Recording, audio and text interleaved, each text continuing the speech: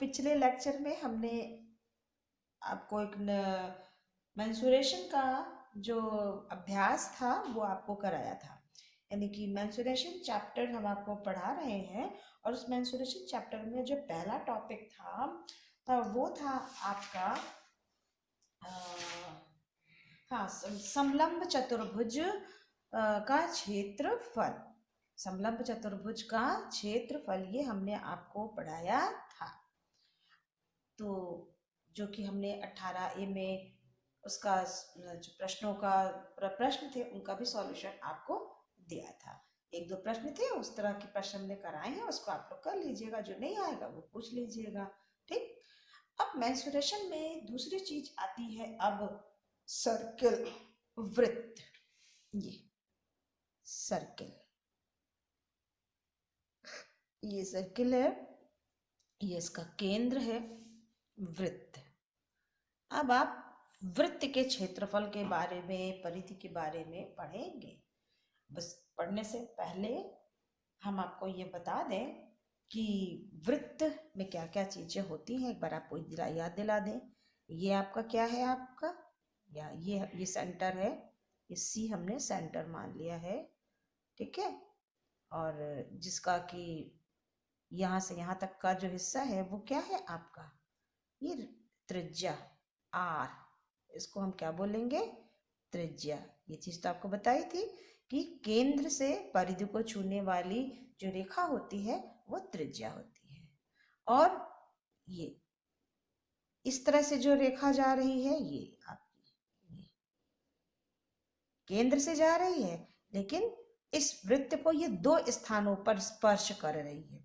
ये जो त्रिज्या थी वो वृत्त को एक स्थान पर स्पर्श कर रही थी केंद्र से, लेकिन ये जो रेखा है ये इस वृत्त को दो स्थानों पर स्पर्श कर रही है। तो इसको क्या बोलते हैं, इसको बोलते हैं केंद्र। ये त्रिज्या है और ये है केंद्र, अरे सॉरी, केंद्र कह दिया, सॉरी, व्यास व्यास व्यास। केंद्र ये है आपका, ये आपकी त्रिज्या है और ये है आपका व्यास। अब वृत्त, त्रिज्या और व्यास में संबंध क्या होता है, त्रिज्या और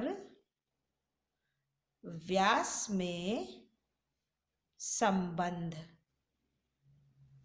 त्रिज्या और व्यास में क्या संबंध होता है, जो व्यास होता है वो 2 गुणे त्रिज्या, यानी त्रिज्या का वो 2 गुना होता है। कक्षा 7 में से चीजें बताई थी, फिर भी आपको बार रिमाइंड करा दे रहे हैं। व्यास जो है वो त्रिज्या का 2 गुना होता है। ठीक है। व्यास को इंग्लिश में बोलते हैं डायमीटर, डायमीटर। और त्रिज्या को बोलते हैं रेडियस। ठीक है।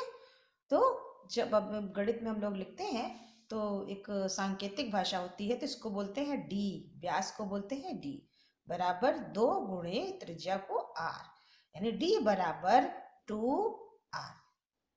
व्यास त्रिज्या का 2 गुना होता है। ठीक है। अब ये क्या है आपका, ये जो है इसको क्या बोलते हैं, ये भी तो बताया था आपको पूरा। इसको क्या बोलते हैं, परिधि, इसको बोलते हैं परिधि, बताया था कि नहीं आपको। तो ये है आपकी परिधि। अब परिधि और व्यास में संबंध, परिधि और व्यास में संबंध, ये परिधि है, ये जो चारों तरफ है ये वाला हिस्सा ये परिधि है और ये आपका व्यास है, ये जो व्यास है। इसमें और इसमें क्या संबंध होता है ये हम आपको बताने जा रहे हैं। तो अब उस संबंध को कैसे ज्ञात करेंगे, देखिए यहाँ पर जैसे हमने एक और वृत्त बना दिया। ठीक है, एक वृत्त बना दिया, इसका ये सेंटर O है। ठीक है, सेंटर O है। अब यहाँ पर भी सेंटर इसका O है। केंद्र ओ है, सी से, सी का मतलब सेंटर, सेंटर का नाम ओ है, तो इसको हम लोग लिखते हैं खैर बड़े सी ओ आर, मतलब ये सी का मतलब सेंटर, सेंटर का नाम ओ है और उसकी त्रिज्या आर है। इसको इस तरह से पढ़ते हैं सी ओ आर।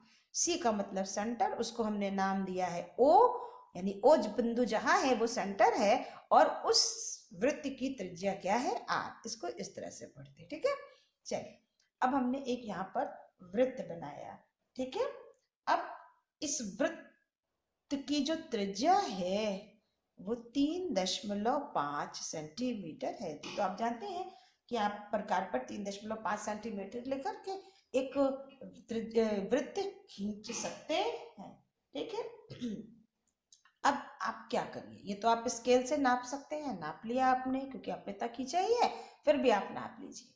अब क्या करिएगा, एक डोरा लीजिएगा, डोरा, धागा, उस धागे को किसी एक जगह से रखिएगा, जैसे मान लीजिए यहां से रखा और पूरा घुमा करके चारों तरफ चारों तरफ चारों तरफ चारों तरफ चारों तरफ यहाँ से आइए, यहाँ पर रोक दीजिए, ठीक है।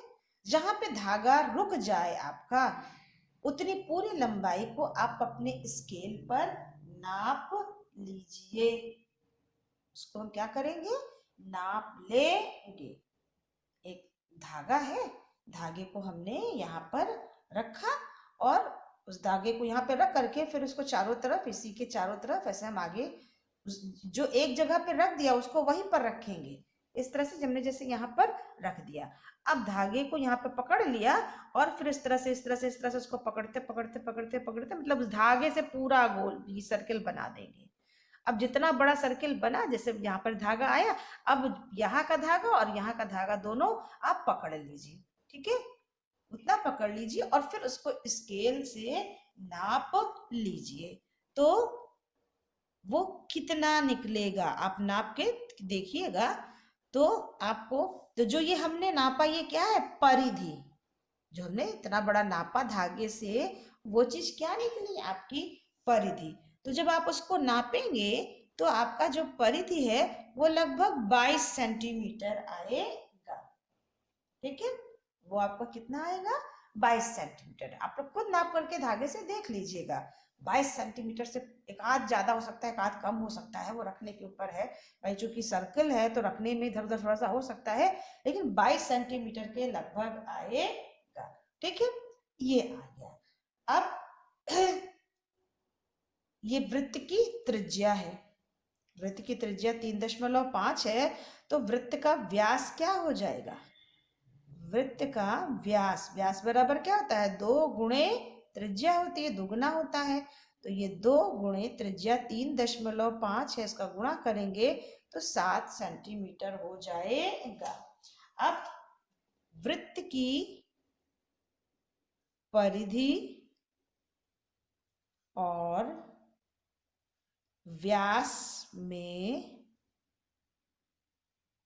कुल अनुपात, वृत्त की परिधि और व्यास में कुल अनुपात बराबर कितना हो जाएगा, परिधि कितनी है उसकी 22 है, व्यास कितना है 7 है, इसको भाग देंगे तो 3.14, पूरा कटेगा नहीं, ये लगभग आएगा, पूरा पूरा नहीं कटेगा, आप भाग देते जाएंगे कटेगा नहीं, लेकिन 22.7 को हम लगभग 3.14 मान लेते हैं। अब इसी 3.14 को, इसी 3.14 को पाई मान लिया गया है, 22/7 बराबर 3.14 और इसी को माना गया है पाई। ये पाई इस तरह से लिखा जाता है, इसको बोलते हैं पाई, यानी पाई का जो मान होता है वो 22/7 होता है। काफी पहले ही गणितज्ञों ने, एक गणितज्ञ थे जोहान लैम्बर्ट, उन्होंने इस चीज को बाद में सिद्ध किया। पाई परिमेय नहीं है, संख्या पाई परिमेय नहीं है। तो इस तरह से जो पाई का मान है वो आर्किमिडीज ने ईसा पूर्व 3री शताब्दी में पाई का जो मान था वो 22/7 सिद्ध किया है। तो इस तरह से परिधि और व्यास में जो संबंध होता है वो 3.14 का होता है, और ये 3.14 या 22/7 जो है उसे हम पाई मान लेते हैं। यानी कहीं भी अब सवाल होगा इस तरह का तो पाई का मान क्या हो जाएगा, वो 22/7 हो जाएगा। ठीक, अब इसी पर आधारित आपके प्रश्न आते हैं। प्रश्न किस तरह से आते हैं? एग्जाम्पल कि वृत्त की परिधि ज्ञात कीजिए जिसकी त्रिज्या 21 सेंटीमीटर है। जिसकी त्रिज्या 21 सेंटीमीटर है। तो अब परिधि बराबर आपका होता है, परिधि बराबर होता है व्यास गुणे पाई। परिधि बराबर होता है व्यास गुणे पाई, ये आपका होता है। यहाँ पर हमने देखिए निकाला है कि नहीं, वृत्त और व्यास में कुल अनुपात क्या निकाला था?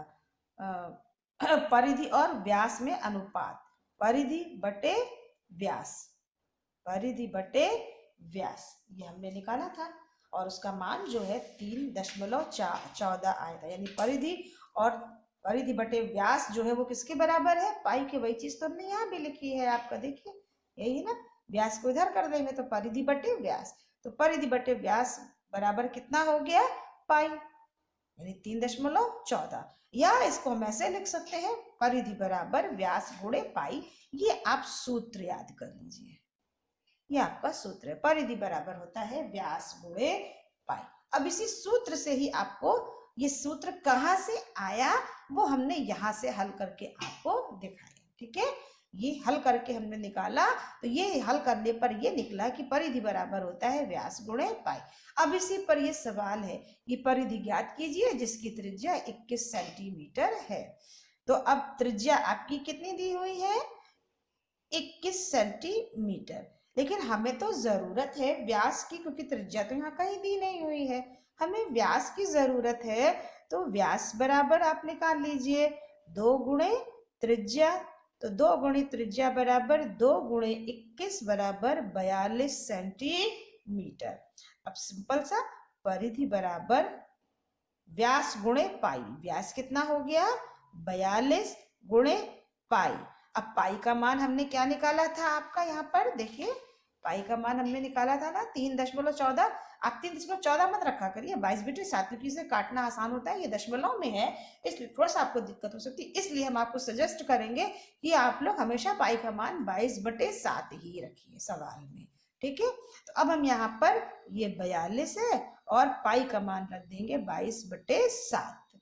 अब 7 से इसको काट दीजिए, 7 6 42, और 6 से इसमें गुणा कर दीजिए, 6 दूनी 12, 6 दूनी 12 और 1 13, 132 सेंटीमीटर।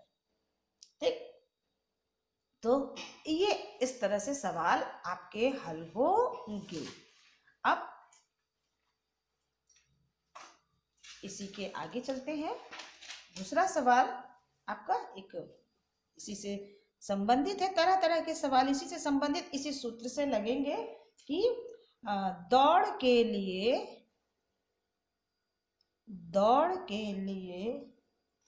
वृत्ताकार रास्ता ऐसा बनवाना है कि एक चक्कर में 110 मीटर की दौड़ पूरी हो जाए। इस ट्रैक का व्यास क्या होगा? सवाल पढ़ के समझिए, पहले चित्र बनाइए, समझिए और फिर सवाल को हल करिए। दौड़ के लिए वृत्ताकार रास्ता। भाई आप लोग कहाँ दौड़ते हैं? मैदान में दौड़ते हैं। जब मैदान में दौड़ते हैं, सीधा सीधा मैदान होता है, तो हम लोग लाइन खींच देते हैं और उसी पर दौड़ा देते हैं। कभी आप लोगों ने ओलंपिक, एशियाड वगैरह जो गेम्स होते हैं टीवी में आते हैं, कभी देखा है कि जब वहां पर दौड़ होती है तो जो मैदान में वो धावक लोग दौड़ते हैं, वो कैसे दौड़ते हैं? वो इस तरह से गोल मैदान होता है, मैदान गोल होता ही है इस तरह से गोल, और इसी में लाइंस बनी हुई होती है और इसी हर लाइन पे वो लोग दौड़ते हैं। इस तरह से यहाँ पे सेंटर हो गया, ये ओ हो गया। अब क्या होता है, इस तरह से जैसे एक गोला यहाँ बना है, एक गोला यहाँ बना है, एक गोला यहाँ बना है, और हर उस पे जो है ये सब रास्ते, जैसे ये गोला है तो एक रास्ता ये हो गया, अब ये गोला बनाया तो एक रास्ता ये हो गया, इसके अंदर एक ये बनाया तो ये हो गया। इस तरह से वो लोग गोल गोल रास्ता बनाते हैं, गोल गोल बनाते हैं। तो और इसी पे धावक को, अब आप कहेंगे मैं जो यहाँ पर है उसे तो ज्यादा दूरी दौड़नी पड़ेगी यहाँ से यहाँ तक आने में, और जो यहाँ है उसे कम दूरी दौड़नी पड़ेगी। तो ऐसा नहीं होता है। हम इन लोगों को साथ में नहीं खड़ा करते हैं, इन लोगों को साथ में नहीं खड़ा करते हैं। जैसे मान लीजिए ये यहाँ पर है, तो ये वाला अगर यहाँ पर है तो ये वाला थोड़ा उससे आगे होगा, ये वाला इससे आगे होगा, वो वाला उससे आगे होगा, क्योंकि जितनी दूरी है वो बराबर सभी धावक तय करेंगे, किसी को कम या ज्यादा नहीं होता है। तो ठीक उसी तरह से वो कह रहे हैं कि हमें एक ऐसा वृत्ताकार रास्ता बनाना है, इस तरह से वृत्ताकार रास्ता बनाना है कि हम इस पर एक चक्कर, जैसे यहां से हमने शुरू किया दौड़ना और यहां से पूरा दौड़ते हुए इस रास्ते पर आए तो एक बार में 110 मीटर की दौड़ पूरी हो जाए। कह रहे हैं कि हमें एक ऐसा वृत्ताकार रास्ता बनाना है कि एक चक्कर, मैदान का एक चक्कर तब पूरा होगा जब हम जहां से चलेंगे वापस वहीं पर आ जाएंगे, तब एक चक्कर पूरा होगा, फिर चलेंगे फिर वापस आएंगे उसी जगह पे, तो 2 चक्कर होगा। तो इस तरह से वो कह रहे हैं कि एक चक्कर हम लगाएं, यहाँ से शुरू करें और इस तरह से दौड़ते दौड़ते जब यहाँ तक आए तो कितना हो जाना चाहिए, वो 110 मीटर हो जाए। तो वृत्त का इस वृत्त का व्यास क्या होगा ये हमें बताना है। चलिए, अब जो धावक यहाँ से दौड़ते दौड़ते दौड़ते दौड़ते यहाँ तक आया 110 मीटर, तो ये जो दौड़ रहा है वो है कौन सी चीज? ये चीज क्या है जो दौड़ रहा है? ये चीज हमने आपको क्या बताई थी, वृत्त में इस भाग को क्या बोलते हैं? परिधि। क्या बोलते हैं? परिधि। अब वो इसी पर परिधि पे तो ये दौड़ रहा है यहाँ से यहाँ तक, तो जब एक परिधि का चक्कर लगाया तो कितना मीटर हो गया? 110 मीटर। यानी कि ये परिधि बराबर कितना दिया है? 110 मीटर। अब आप इसी से हल कर लीजिए। परिधि बराबर क्या होता है? परिधि बराबर होता है व्यास गुणे पाई, यही होता है ना। परिधि आपका 110 दिया है, बराबर व्यास नहीं दिया है, गुणे पाई हो गया। अब दिस इम्प्लाई, पाई को इधर ले आइए आप, 110 बटे पाई इधर आ गया, बराबर ये व्यास हो गया आपका। पाई का मान कितना होता है? पाई का मान 22/7 होता है। तो ये आपका 110 बटे पाई की जगह यहाँ पे 22 और 7 ऊपर चला गया, बराबर व्यास बचा आपका। अब इसको काट दीजिए, कट जाएगा, 2 से कटेगा, 2 1 कम 2, 2 1 कम 2, 2 पंजे 10, 2 पंजे 10, 11 1 कम 11, 11 पचे 55। अब ये नहीं कटेगा, 7 पचे 35, यानी कि व्यास बराबर कितना हो गया? 35 मीटर। तो इस तरह से आपको सवाल समझने होंगे और हल करने होंगे। ठीक है बेटा, तो ये हमने आपको सवाल बताया। अब आप लोग जो है इसमें पेज नंबर 390 पर, पेज नंबर 390 पर एक सारणी बनी हुई है और वहां पर 3 चीज है, वृत्त की त्रिज्या, वृत्त का व्यास, वृत्त की परिधि। कोई एक चीज दी हुई है, 2 चीज आपको निकालना है, आप लोग उसको करिएगा, वो कर लेंगे तो सारे सवाल अपने से हल हो जाएंगे और प्रश्नावली हम आपको खुद बता देंगे। ठीक है, तो आज के लिए इतना ही, इसे समझ लीजिए, क्वेश्चन लगाने की कोशिश करिएगा, अगर आ जाए तो बहुत अच्छी बात है, हमें कोई परेशानी नहीं, और नहीं तो हम तो बताएंगे ही। ठीक है बेटा, आज के लिए इतना ही, सभी मिलकर